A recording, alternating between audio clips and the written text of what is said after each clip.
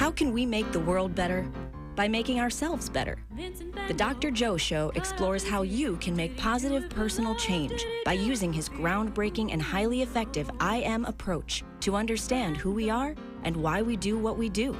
Your small changes can have big effects. Join us now for the Dr. Joe Show with Mark Stiles of Stiles Law and your host, Dr. Joe Schrand.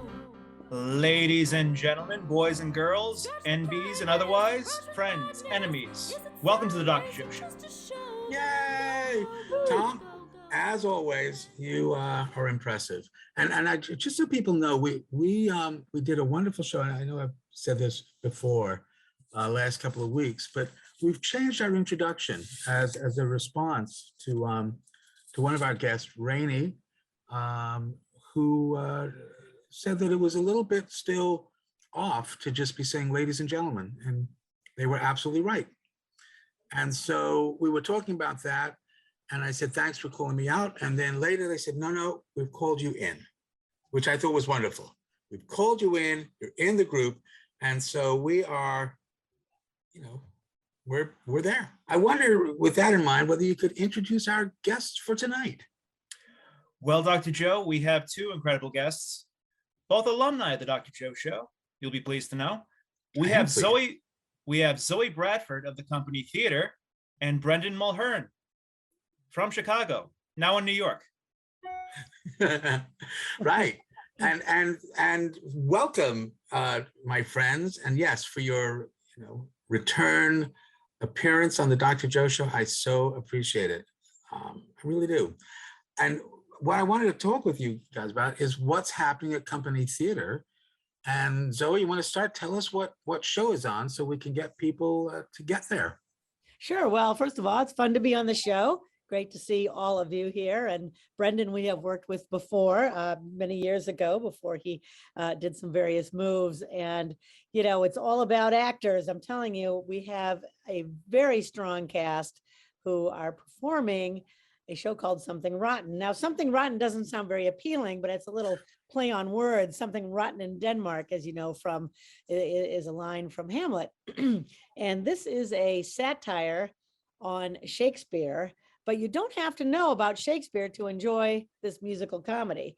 It's really a satire on musical comedies as much as it is about Shakespeare, the Renaissance, and that wonderful period where there were so many changes happening, which it sort of feels like we may be coming into one right now, coming out of the pandemic. So anyway, we're having a total blast working on this show because the talent level is extraordinary and they really know how to make it fun. So we don't talk in the traditional Shakespearean language, except to poke a little bit of fun in it, but a lot of the classic lines from Shakespeare creep up in funny ways. Wow, this sounds incredible. And for people who are or are not Shakespeare fans, this sounds like a musical to go to see. And where is it playing? So we're at the Company Theater, of course, in Norwell. And this is tonight we're performing at 7:30, but then we only have 3 more performances left over the weekend, Friday, Saturday, and Sunday. And then we will have concluded. We have been running for 2 weeks. We've gotten rave reviews, standing ovations every night. I mean, I couldn't be happier with the response from this show. And like I say, you don't have to really know Shakespeare or history per se to appreciate it. You're just going to get the jokes, and they are hilarious. This is such a well-crafted script and score. The score is very catchy and interesting and fun to sing. It's got a little gospel overtones and classical musical theater, great big choreo numbers and kick lines and all that kind of stuff. But it also has super clever lines in it as we go on this little journey with the Bottom brothers, who are living in the shadow of William Shakespeare. And they just can't seem to write a hit. So the premise of the show is that one brother decides to see a soothsayer, a Nostradamus, but it's not the Nostradamus, it's his cousin Thomas Nostradamus. And cousin Thomas does not have the same gifts as his profound brother and gets history a little bit wrong. But he has a vision on what the latest and greatest and most incredible thing in the future will be is musicals. So with that in mind, He gets a little bit of information into everything he predicts, but it's all a little askew, and that's part of the fun. That's a great overview. I cannot wait to see it. Yeah, you'll love it. I'm just so curious because Shakespeare, everybody, well, I think most people know about Shakespeare. Brendan is in many ways a Shakespeare expert, having honestly done one of the greatest performances of Macbeth I have ever seen, playing the lead role, Macbeth. And you're now a graduate of quite a auspicious drama school. And tell us what you know about Shakespeare, Brendan. Well, I really appreciate you referring to me as an expert. I don't know that I would necessarily go that far. There are people that are far more knowledgeable and experienced than me, but I do have a deep passion for it, and I love learning more and exploring his works with every opportunity that I get. Also, thank you for your praise of my performance. We actors are very thin, and we need as much pats on the back and applause as we can get. That's what keeps us alive. So thank you very much. What I love about Shakespeare, and actually what works really well with Something Rotten, is just that accessibility. I think a lot of people sometimes think that Shakespeare is unapproachable. They see the language and they see something that maybe they don't understand right off the bat, or they see performances where they don't really understand the language and things like that. And they also might not have an opportunity to have explored the world in which William Shakespeare was writing. And so a show like Something Rotten, which shows just how competitive it was in William Shakespeare's time to create theater, just as it is today. The backstabbing and the thievery, maybe outright thievery, that went on at the time because copyright laws didn't exist. So in the sense that thievery was legal and accepted and almost expected. I think Something Rotten really paints a great picture of the Elizabethan world that William Shakespeare lived in, and actually bridges the gap between how things were going on at the time and how theater is made at the highest echelons in America today. So if you are going to go to see the show, you'll see an amazing musical and a great comedy done by people that I've had the pleasure of working with, Chris Hagberg. I believe Melissa Carubia is in it as well. The two people who I love and appreciate greatly. You'll see a really great show that actually will educate you as to how things actually were at the time. Yeah, I would say it's emphasis on the accessibility, because isn't that kind of a hallmark of Shakespeare too in his time, was that it worked on multiple levels? I could be completely wrong here, but from what I understand, it's like if you were the highly educated, you would understand like the deeper meaning. But if you were a groundling and just there for a good show, it was like Married with Children. Yeah, well, Shakespeare, sometimes the word genius is thrown around a bit loosely these days, but Shakespeare truly was a genius, and not only just in his ability to write plays and write characters that represent the deepest human flaws and ambitions and loves and jealousies, but he was also able to speak to any audience that you wanted, be it kings and queens, literal queens and kings, and as you say, the groundlings. And you could have some like just amazing language and themes and poetry that captures the human essence brilliantly, and also a lot of blood, guts, and popular songs that people could sing along to and get behind. You had extremely villainous villains. You had extremely heroic heroes that people could get behind, but then also have very complex, tragic heroes like Macbeth or Hamlet or Othello that pulled people in and got them to think about humanity at large. So yes, as far as the human condition, Shakespeare, I believe, was a genius. And in Something Rotten, he's presented as a rock star. So that's kind of fun too. Right. Yeah, exactly right. Yeah. So he was appreciated, you think, in his day, or was this just part of the? Oh, yes. Really? Absolutely. Huh. I'm sure there was jealousy abounding, which was what the part of this show is really about. And, they list off all these great writers, Thomas Middleton, Thomas More, all these names that may sound familiar to your history class. And they're all kind of, stars in their own right, but Shakespeare is the gem, the jewel in the crown, so to speak. So it's just so fun to see Brad Reinking parading around the stage. He's quite a veteran performer, performs all over the United States. Actually, we were lucky enough to get him to play William Shakespeare, and he's a powerhouse, a small and mighty guy who just can fill a house with his voice and his attitude. So it's a great thing. But there's a love story in it too, and it's all that accessibility. But Shakespeare's famous for, the love, the star-crossed lovers, the unrequited love. All of that is so beautifully portrayed in the works of Shakespeare, and now they're explored in a fun and accessible way in a show like this. But it's a musical?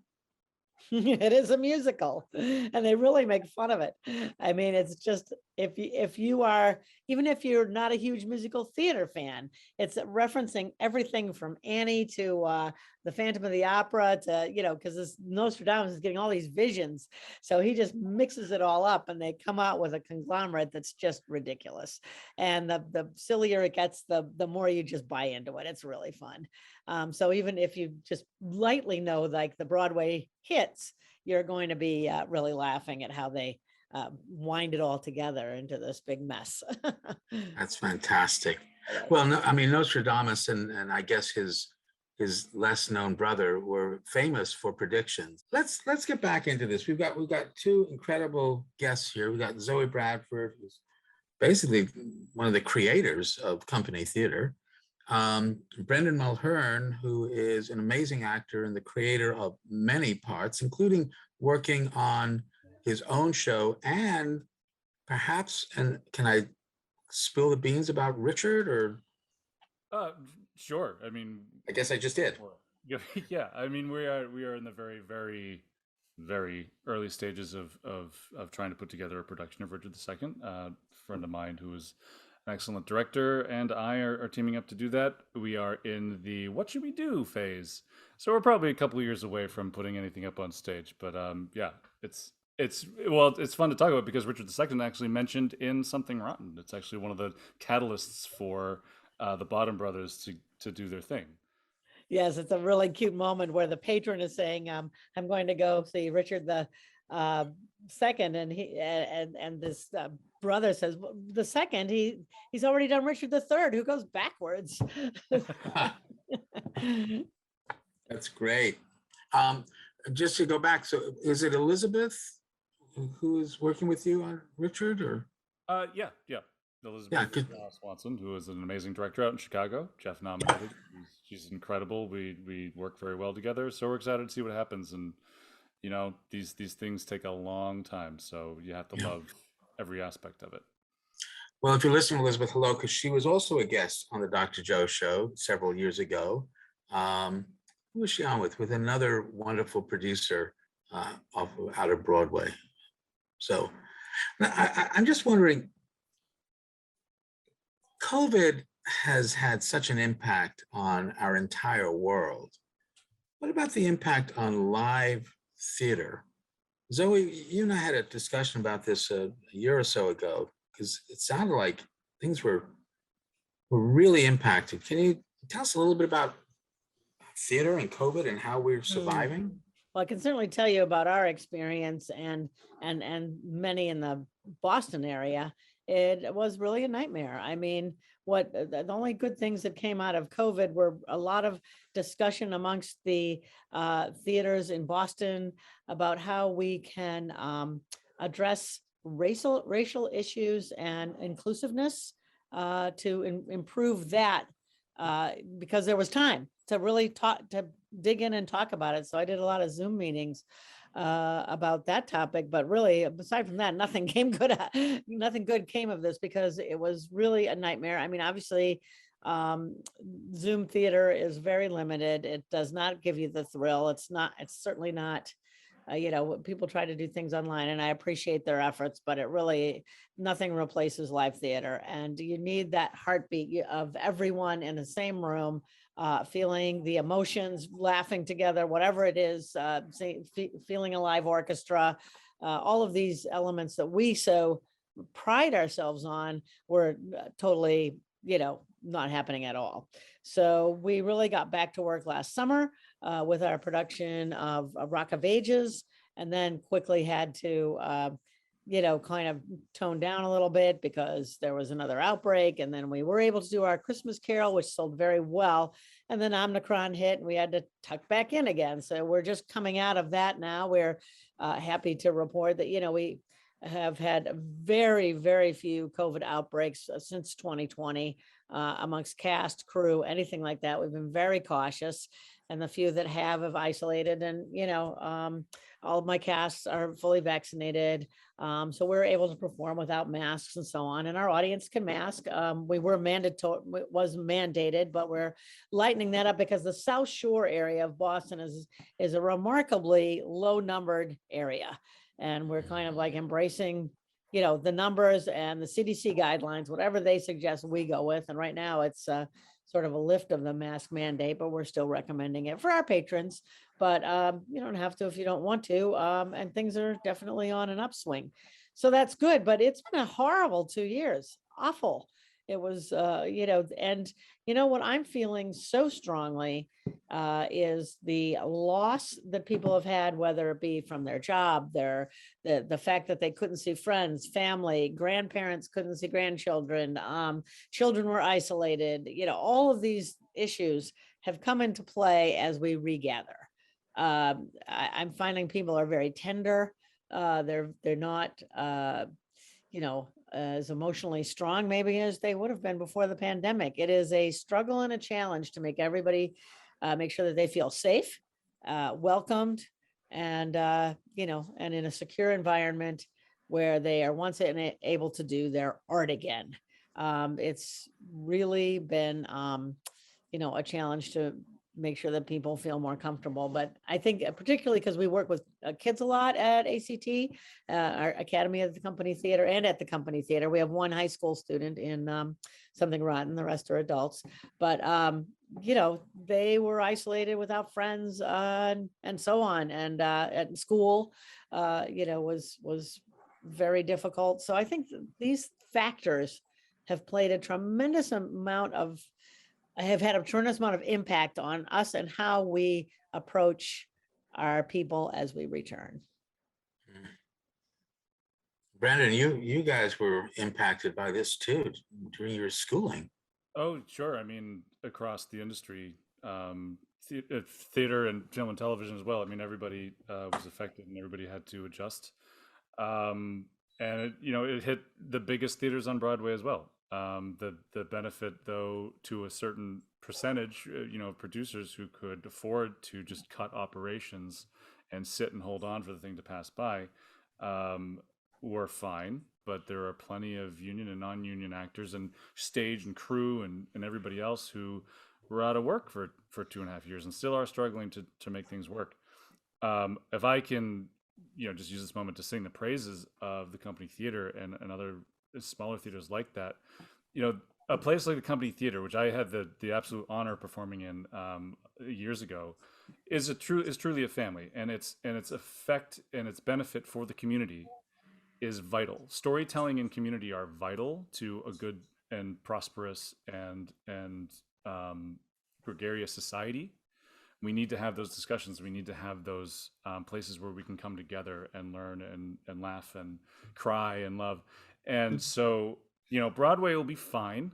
The big theaters will be fine. But if you're in your community, wherever you are, but particularly at South Shore, Massachusetts, where this audience is, a place like the Company Theater needs your support and deserves your support, because the work that they do, the lifeline that they are for the young kids in that community, the types of shows that they put on, the way they bring people together, they do it the right way. And if you're listening to this show and you can have a chance to go to see Something Rotten or anything else that the Company Theater does, now that we are coming back and now that we can be together safely still And of course, Company Theater and other places are doing an excellent job of making sure that people are safe. Now that we have an opportunity to come together and share in these experiences with one another, now's the time to do it. Go to the show, bring your family, have a night where you see something that moves you, whether it's laughter, whether it's tears, and then talk about it afterwards. Because these were a hole in our souls for these last 2.5 years, is not have these opportunities. So please take advantage now. Yeah. Thank you. Okay. Thank you for saying that, Brendan, because it's so true. The support is truly needed. And I know that a lot of theaters couldn't do it, but we are the little engine that could from the very beginning, because I'm 42 years in now. So, it's I just could never let it not happen. Right. It's too important. Have you been finding though that it is difficult to get the audience back in? Do you think people are still scared? Yeah, a little bit. We're trying to, make them feel safe. I think people are slow to come out, but once they do and they see how easy it is and how wonderful it is to laugh and how easy it is to get there and park, and we're not really allowing people to eat in the theater. So it doesn't feel like people are breathing all over you kind of thing. You know what I mean? I think we've got some rules in place. It's a little more of the safety factor, but our meeting, if you want to see an actor afterwards, you meet them outside like you do downtown. You don't wait in the lobby. It's because the lobby's smaller than the house, so it would get crowded. So I mean, there's ways to do this that are good, and I hope people will take the chance and come and see something maybe that they don't know, like something rotten, or just come and see. We're going to do Joseph and the Amazing Technicolor Dreamcoat with our youth. A nice old classic. So that's running the end of April, the last 2 weekends. So I mean, whatever appeals to you, it's great. But you just got to get out and support and do it, because you'll feel better, having some of your life back. Yeah. And I'm going to also echo the endorsement, because I did go to Company Theater to see Christmas Carol. And in large part, not just because I wanted to get into theater and be with the crowd again and feel that oxytocin rush and that incredible energy, but also because I knew many people in the cast, including Tom McCoy, who was in the cast of Christmas Carol. That's right. I was Baby Scrooge. You look youthful. No, it was very good. And I will say that I also had the honor and privilege of being in Christmas Carol, I think maybe 10 or 15 years before, with two of my children. It is incredible. And folks, this is what Company Theater is. It's about family. It's about that unique experience where people come together and give of themselves.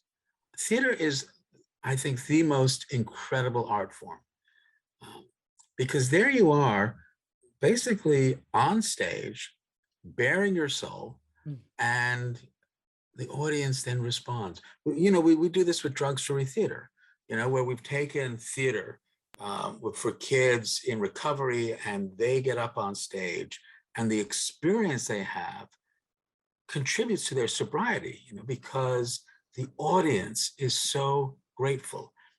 It may be scary right now, but having been at Company Theater and knowing the safety precautions, it's just so insane, isn't it, that we have to even talk about this, the safety precautions to go and see a live show. It's like mind-boggling, but it's now part of our world, it's part of our culture. And I think that is part of our evolution. And I think, to get back to it, that's part of what Shakespeare is so dominant in, because he talked about things hundreds of years ago that still resonate with us today. I mean, he had some great jokes, absolutely puns. Brendan is like, go ahead. He's a pun master. Some of them don't read the same way today as they did back then, simply because of language and how senses of humor change or things like that. but it doesn't matter. It could be Lear, it could be Much Ado About Nothing. There's always going to be some just a lot of wordplay in there that you get to explore and decide how you're going to, perform that for the audience. Yeah. One of my favorite examples of him mixing comedy and tragedy is in Macbeth when after the murder of Duncan has happened and Macduff calls on the castle and he gets sent up to see the king, but before he discovers Duncan's body, Lennox talks to Macbeth about how awful the night it was, about how the storms were raging and it was really portentous that bad things have happened, and they couldn't even keep their camp straight, and they were scared to fall asleep. And he goes this long thing about how awful the night was and how scary it was, and the whole time Macbeth just is standing there listening, and then when he's done, but I don't know, it's about 20 lines about how bad it was, Macbeth just goes, "It was a rough night." And it's this brief moment of just, hilarious comedy that to just give you a little bit of a release from what has happened, because it's right in the middle of Duncan being murdered and Lady M and Macbeth kind of going crazy about that whole thing, and Macduff discovering it and setting off the events of the last half of the play. But just a little bit of a lift. Shakespeare knew to give you a lift, when you needed it, just to help propel you into the bloodbath that's to come. Yeah. Excellent. Incredible. And that, Tom, did you want to say something about this or? Well, no, it's just I also recently learned that during the Elizabethan era, no matter what the subject of the play was, they would usually have like a comedic jig afterwards as sort of an after dinner mince. And that's part, I think, of why it resonates so well. It was interesting that when Something Rotten was written, it was the end of 2016. It was coming to Broadway, and there's a number in it. The brothers are just trying to brew up what would make a great musical, and they come up with this theme. It has to be an epic event, and so they have this big number called The Black Death, which is about the plague. Now, this is way before we ever knew that the pandemic was coming, but it is absolutely bring the house down funny, and it's really important to be able to laugh at yourself, laugh at your own situations. That number is just killer. The Grim Reapers are coming out with the famous crow face, and the guys are the troop is all singing about the Black Death and how disgusting it is, and very graphically, and it's really a hilarious number. I know it doesn't sound funny to tell it, but when you're in it, it truly is. And I'm like, yeah, it's really really important to be able to step back and say, well, we can find humor in anything. Absolutely. My favorite lyric from that song is "What's that coming out your pee-pee?" Right. They do sing that. A very adult musical for a very adult audience. I don't know if you can say that on the radio. I guess. Tom, we learn so much about you every show. I'm They do, don't they? not exactly sure why that's your favorite line, but we will leave it to the imagination of It's a funny word. Audience. It's a good one. And just to go back to it, so it's playing at Company Theater right now, and people can get tickets online, and I understand there may even be a discount. Right. Well, I thought it'd be fun to offer a discount for Dr. Joe listeners. So we just thought you could just do this promo code Joe. So go online, type in Joe, and you're going to get $8 off. That's a really good deal. That is a really good deal. That's Joe, J-O-E, Joe. I think that's wonderful. That's so sweet of you. Thank you. Oh, that'll be nice. Yeah. So there is a tradition at Company Theater of getting people into the theater, not just with these coupons, but Zoe, I wonder whether you could talk about some of the ways that you've gotten some people into the theater who really needed to be there. Oh, yes. Oh my gosh. Once again, I just feel like that loneliness had really set in on for people. And so, by having the chutzpah to do theater, and basically we were the only people doing theater because we were doing outdoor theater, which I know was very unique because I didn't really see too many other people toughing it out. But we did collaborated with the Hingham Historical Society and did a haunted Hingham tour, I researched, I live in Hingham, and I researched some information. We got permission to go into this fabulous cemetery, and also through some historic homes. And I got actors together, and it was all very safe because it was all outdoors. And oh my God, what a riot. I mean, I really kind of feel like an expert at outdoor theater now. It is hard. It is totally different than what you'd ever be used to if you're used to performing indoors. But it was really fun and stimulating. So that, when in my collaboration, the Hingham Historical Society was like, well, should we run it 1 or 2 nights or maybe 5 nights? I said, no, run it the month. Watch it blow up. And boy, it did. I mean, you couldn't hardly get a ticket to the thing. So we did it again in 2021, and we're going to do a little more limited version in 2022 because we've got a lot going on in the fall, but we're still going to offer some of that again. And it was really a blast. So we did that. Then we went on to really do a creative thing with a Victorian Christmas kind of festival kind of thing on property. And that got us up to, through December. I mean, it was low money for what we're used to having to live on. All of my staff was furloughed, but everybody was pitching in. They're just like, we can't stop, and the actors just wanted to act. They wanted that opportunity to do something. So they just jumped on it, and I had wonderful people, and they really delivered all kinds of fun, music and reciting different things from classic winter tales and, some Christmassy kind of things, and, all different classics. And it was really a classy, event outdoors and when it snowed, it was even more beautiful. It was like a lantern tour, basically on our property in the woods and so on. It was really cool. So, that helped get people staying in the moment. That's what we had to do. Don't think we're going to go away. Don't think we're just going to fold up and go and never be back, or, struggle to be back. So that just kept us in the public eye. So then when it was time to actually do a show, people were coming back. And I think I'm getting a good feeling that it is going to come back and in great throngs, because I'm a big believer in history repeating itself. It's going to be like the Roaring 20s, like we had the horrible, flu epidemic of 1918. Actually, my grandparents died in that, leaving my grandmother and her siblings an orphan. And that was, 100 years ago. And, and then we had the Roaring 20s. And I think it's going to be I think we're going to have another Roaring 20s on our hands soon. I'm hoping. I mean, there's a lot of conservatism as well, but that always ramps up the Roaring 20s a little more.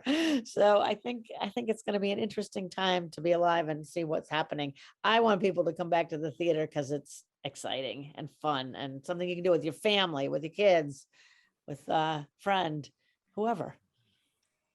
And Brandon, what about you? What's going to be happening, do you think, with theater in New York right now? Well, I mean, we've already had an opportunity to see some amazing plays, some new plays that, they were in development before the pandemic happened, but they were timely then, and they're actually even more timely now. Two in particular, Passover, which was just had its Broadway run. It was brilliant. And one that I hope, I don't know what their plans are. I hope it goes to Broadway. It better go to Broadway because it's a masterpiece called On Sugarland by Alicia Harris. And both of these plays are have to do with the Black experience in America, and are different in their approaches to it, but masterpieces all the same. And they challenge your typical theater going audience, particularly your Broadway theater going audience, which is going to be a little bit older, a little bit more affluent because they can afford a Broadway ticket, and may or may not want their worldview challenged. And so I'm happy that theaters are putting on these kinds of plays that will be new experiences even for the majority of regular Broadway theater goers. So that's encouraging. That's really cool. And we need more of it. We need far more of it. Though like minority voices have been kept out of the big theaters and the major publications. So we can't be satisfied with 2 plays. We need hundreds and hundreds, and we need to support the artists that are doing that. So I hope that continues. I hope that I can continue to be a patron of those things and support them just with my dollars and my patronage. So that's exciting, but there's a way to go. Like there are still safety issues, and there's always money issues. So I agree with you, Zoe. I think the art that will come out of this time, if we are bold, will be incredible and world changing. I hope that we can support that in any way we can. I agree, and I love the diversity factor that is so vital, so important to the survival of the art. Let's go with that. Yeah, it is so important that there's more inclusivity. If COVID has taught us anything, I think it's how much we have in common, and yet also how much we have dismissed people. When we were off air, Zoe, you were talking a little bit about some of the really the culture of company theater, which really has to do with inclusivity. And you made a point of demonstrating that. Can you talk a little bit about the story with him? We were getting ready to open Something Rotten, and the day before, I know that the drama students at Hingham High School were preparing for a competition that it's a statewide competition that a lot of the high schoolers participate in. And as they had heard on the news that gay was not allowed in Florida and Texas, the students decided to stand in solidarity and have a walkout. Not a walkout of the whole school. They just walked out of the class to show their support. Well, unfortunately, as I have been told, the captain of several sports teams started off a catcalling situation, making them feel very bad and unsafe. And they decided to not perform their competition piece for the school body because they were afraid that they would be made fun of. And I just thought that was so sad. That's still happening here in 2022, where you'd think people would be more sensitive. And I heard there was really no, reprimand for the student. And I was so surprised about that. So anyway, through the some of the administration and one of the students, I said, I'm going to offer a free ticket I had just enough open seats that I could offer this drama club free tickets to Something Rotten that opening night, the night after. And then they came up on stage afterwards, met the cast, had their photograph taken with them. And we just wanted to show solidarity for them because they were just making a statement and were so, accused and belittled. And that's just not right. It was a small gesture, but the gestures add up. If everybody can step forward and do something for these kids, they know that they're not alone.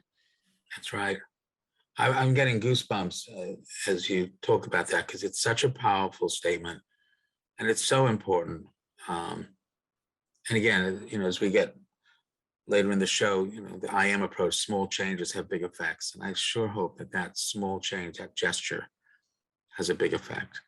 You control no one, you influence everyone, and you choose the kind of influence. And Zoe, that's a powerful influence on these kids, and it's still happening. Brendan, was anything like that happening in the theater world? Because the theater in your world, it seems to be so inclusive, but have there been times where it's not? Oh, of course. I mean,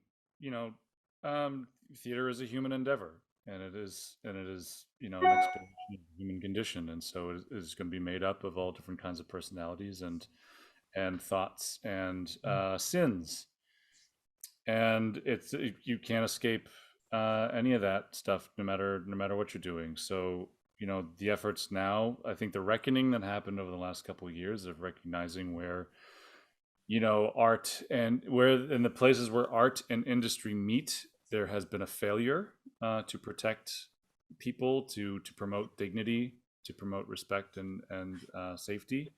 I think things like Actors Equity and other movements are trying to face that and do better, but it's always a work in progress, and we always need to be aware of how our behavior affects others and how the institutions that we put in place or the systems that we have in place affect others. And if we're failing, then we need to look back at that. And it's another reason why I will always sing the praises of the company theater, because they live that mission of being a family and being a real lifeline for kids and particularly young people in the community, but really everybody. Because parents and caretakers also benefit from having a place like the company theater that provides such a wonderful tent under which everybody is welcome. So the company theater represents the best of what theater can be, not just in its storytelling and its production value, but also in what it truly means to be part of a community. And I will always use that as a touchstone for myself in anything that I do and anybody that I interact with, and measure up. And I don't care how big the theater is or how big the industry is. I would measure it up to the way the company theater treats people. Yeah. I remember when we went to the recognition of Geordie, and how it was said that all you need to do is audition. Just show up for the audition and you're part of company theater, and that it's so wonderful. All you need to do is show up and you're part of the family. I love that. I so love that. Yeah, Geordie was so special that way, because she made everybody feel like, they were family, and they're tough shoes to fill. I get very engrossed in an overall vision or a project that, demands a lot of my artistic, capabilities. And I always have to step back and think, what would Geordie be doing right now? Because I want to make sure that, whether you're from the LGBTQ community, whether you're a divorcee who's in a midlife crisis. I mean, I can't even tell you how many people's lives we've changed. And it's a trajectory that's been a lifeblood for me. I'm rewarded just by seeing other people find a place to be, even if it's for a little time or part of a lifetime, because everybody who comes through the door, at least most people feel like they can just come back. It might be 10 years later, but they can come back. They say, oh, I'm so glad to be back. Isn't that great? Yeah, it is. It is incredible. And every time I go and see a show, I feel the same way. I feel like, oh, it's so nice to be home. Yes, that's what people say. So nice to be home. Our Midwestern capability there. I mean, it's fantastic. We were talking about there how human beings have spent millennia increasing their value by decreasing somebody else's, and then are astonished that the person does that in kind, and then are even more astonished it leads to war. It's happening in our world right now, over and over again. But we can do something different. And I think this is what theater is about, certainly what company theater is about. What the I Am is saying is, at every and any moment in time, you can remind someone of their value. And whenever you remind someone of their value, you increase your own value. That's because people begin to trust, and theater is all about trust. I mean, it really is. You're up there saying some lines, and you're trusting that the person who's next to you has memorized theirs and is going to give you the right cue. The I Am, has 4 domains: the home domain, the social domain, the biological domain, the I See, how I see myself, how I think other people see me. And these 4 domains interact. So because they interact, a small change can have a big effect. You don't need to change everything, but a small change can have a big effect. Brendan, I'm going to ask you first. As we're talking about theater and coming out of COVID, what small change can you recommend to our listeners? Go to a show. If you've never been to a theater show, musical, drama, Shakespeare, any of it, just go to one. Pick one. Go down the list, pick one and go. It's meant to challenge us, and it's meant to unite us. And if you're having hesitations about whether or not you feel like you'd understand it, or you think you don't like musicals, or maybe you think that the thing going up on stage is meant to be an attack against you and your political views or your lifestyle or whatever, that's a discussion worth having, but you can't have it unless you go and see the show. So if you've never been to one, or if it's been a while, or maybe you think you don't like something or would not like something, I challenge you to just go and then live in that and see how that affects you. Zoe? Oh man, I mean, Brendan kind of said the same thing I did. And I'd say, look and see what you think will appeal to you and do it. Don't, be discrepant, don't just say, oh, well, I've got to force myself to go to something, you know what I mean? Find out who's doing a good job out there, who's giving it their all, who's not just a drama club doing something to just satisfy themselves. It's somebody who's gonna give you something back. And if people are committed to what they're doing up there, then you're gonna have a great experience. So for me, I'd say my message is there's nothing like a live performance, just like there's nothing like live sports or live whatever you want to go to. But the live theater experience, if it's done well, with people who are believing in what they're doing, then you are in for a thrill. And it could be life-changing. And just one little line can change your whole way of thinking about something or feeling about something. It's amazing how it can give you the chills. It can make you feel elevated. It's an experience like no other. And, you can go to a movie and be really happy that other people are laughing or responding, or you can feel that energy, but it is not live. And that's the extra thrill that you get with good theater. Yeah. So absolutely find that and embrace it, because we need you to come. Yeah, that's a small change. It can have a big effect. And the second truth is, yeah, go ahead. Joe, can I just give a real quick real life example of why what Zoe's saying is incredibly important? Sure. Before I got into acting, I was into music before I had a band, and that was my first love. But life happens and that broke up, and I found myself creatively stagnant. And by happenstance, I had a friend who was working in Vegas at the time. He invited me for a long weekend, and he got us tickets to see Spamalot in Vegas, starring John O'Hurley of Seinfeld fame. And I, as a Python fan growing up, and never having seen a music before, I was like, okay, what's this about? And I had the best time. I laughed so hard. I was in awe of the performers and how they did it and how much fun they were having. And it put a kernel in my mind. I don't know, but maybe I could do that. I've done music, I've been on stage, but I've never done that. But maybe I could do that. And it led me down this journey of doing improv and sketch and some musicals and some dramas and things like that. And to the point, it was 5 years later, I got to be in Spamalot at the company theater. Yeah. And that's amazing. Right. It's wonderful. And the way that the company theater operates further inspired me to try something else and to do it at that level. So yes, I can testify to what Zoe said about the importance of just trying something and going and seeing what happens. Just try it. And just like you say, Brendan, I've had so many, and you are a perfect example because you're so darn talented. But people will walk in and they'll say, I've never done this before. And you're like, that's okay. We're here to teach you. We think you've got the potential to do this or that. And it may be something small and it may be something bigger. We might shock you and put you in something that you never thought you could do before. But we know, because that's what we do as directors. We can see it. We see the potential in people who walk in. And that's the beauty of it, is it could be a very big surprise for you. Yeah. And that gets to the second truth of the I am, because everyone's interested in what you think about them. And that has an effect on their biological domain, because it feels differently when you feel respected and valued than disrespected and devalued. This means you control no one, but you influence everyone. And you get to choose the kind of influence you want to be. So I'm going to start with you on this one.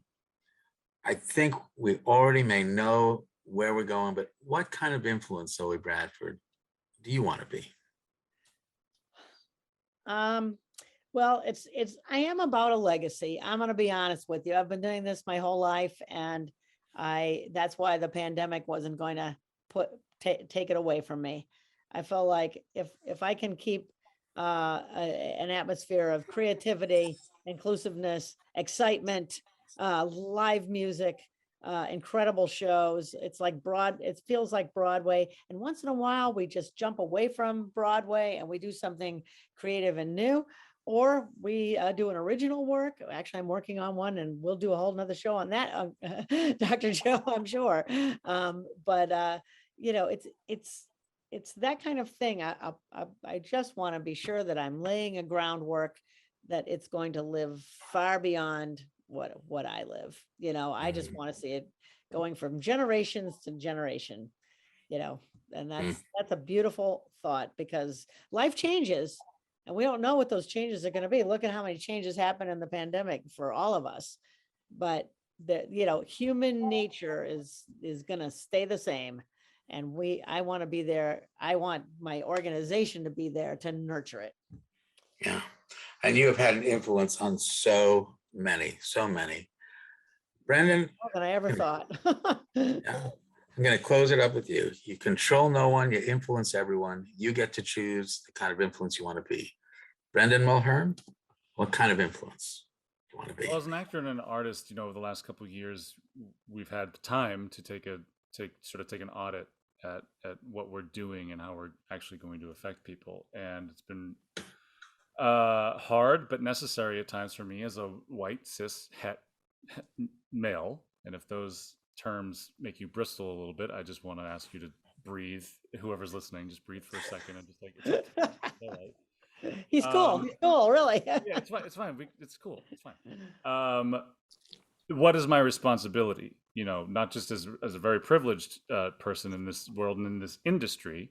What is my responsibility to the audience and to people who listen? I guess I would just sum it up by saying I hope that the company theater and places like that do a great job of welcoming people in and making them feel good. What I would like to be able to do in my acting, whether it's through a character or a play or something I direct or whatever, is that athletic captain who made fun of those performers and their fellow classmates, their fellow human beings. If I can get that person to stop for a second and just think and go and see themselves in a character that I play, or even in just me as a person, and go, wait a minute, there's a different way. I can be a better person. We can be better people. That's where I feel like I will do my best work. So as somebody who's of a certain stature, certain sound, certain build, who am I gonna have an effect on? I feel like that's the one I would like to be able to go, oh, I can be better. Bravo on that one. Yeah. That's a great mission, great influence. I just want to thank both of you for coming on tonight, because as you know, theater has a very special place in my heart as well, and as do both of you. So thank you so much. Tom, thanks for putting it together. And everyone, go see the show. Make that small change, buy a ticket right now. Something's Rotten at Company Theater, and put in the word Joe. You get $8 off. How cool is that? All right, everybody. If I didn't sell it for you with the PP thing, I don't know what will. Yeah, right. Nothing would. That's exactly right. All right. All right. Good night, everyone. Thank you. All right. Nice see you to next see week. you. Thank you, Brendan, for being on. It was great to see you. An honor, Zoe. Thank you.